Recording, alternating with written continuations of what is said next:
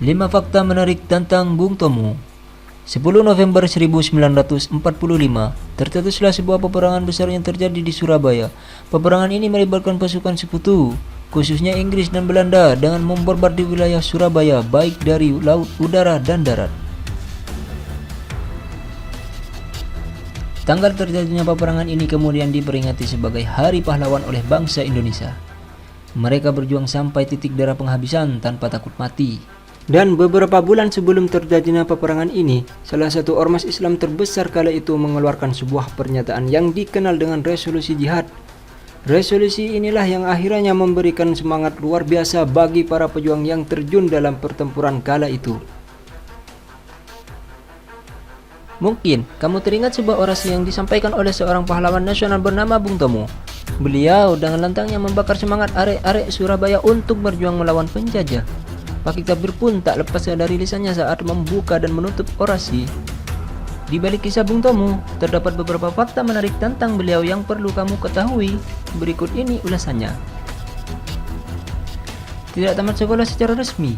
Ketika bersekolah, Bung Tomo kecil juga harus bekerja membantu orang tuanya untuk dapat bertahan hidup.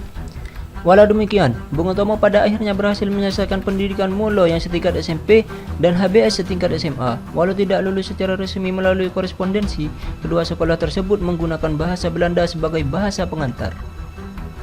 Dari sanalah beliau merasa mendapatkan pengganti dari pendidikan formalnya. Sering dicela. Walaupun beliau cukup dikenal sebagai orator ulung yang telah membakar semangat banyak pejuang, ternyata beliau sering dicela oleh banyak orang.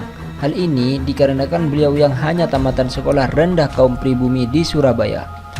Bahkan di antara mereka adalah para intelektual yang juga turut serta berjuang, baik yang berada di Surabaya maupun di kota pusat perjuangan lainnya. Orasi didahului lagu Tigers. Mokhtar yang kala itu bertindak sebagai pemimpin redaksi penyebar semangat majalah berbahasa Jawa menyampaikan suatu hal yang menarik berkaitan dengan orasi Bung Tomo yang disebarluaskan melalui radio. Ia melukiskan kala itu lagu berjudul Tiga Resak diputar.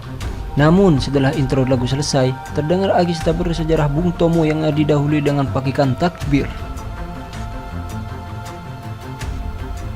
Skripsi selesai namun tidak lulus UI. Bung Tomo sempat masuk di Fakultas Ekonomi Universitas Indonesia pada tahun 1959. Saat itu, beliau berumur 39 tahun. Sayangnya, perjalanan kuliahnya tak semulus yang dibayangkan. Walau demikian, beliau tetap aktif dalam pergerakan mahasiswa. Hanya saja, skripsi beliau yang mengambil tema tentang pembangunan ekonomi pedesaan tidak pernah diujikan hingga beliau wafat pada Oktober 1981.